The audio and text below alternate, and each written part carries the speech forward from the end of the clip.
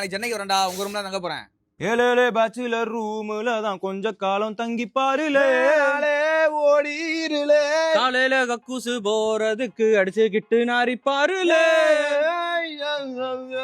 ஒரு மாசம் துவைக்காத துணியோட வாசம் பக்கத்து வீட்டுக்கார வாசல் வர வீசம் சங்கட்டமே பட மாட்டோம், துவைக்கவே மாட்டோம். 3 வேளையில ஒரு வேளை தின்ட்டு வீட்ல இருந்து சாப்பிட்டீங்களான்னு கேட்டா பிரியாணின்னு சொல்வோம். மேகிய கிண்டிட்டு தீய குடிச்சிட்டு தம்மு போடலாமா?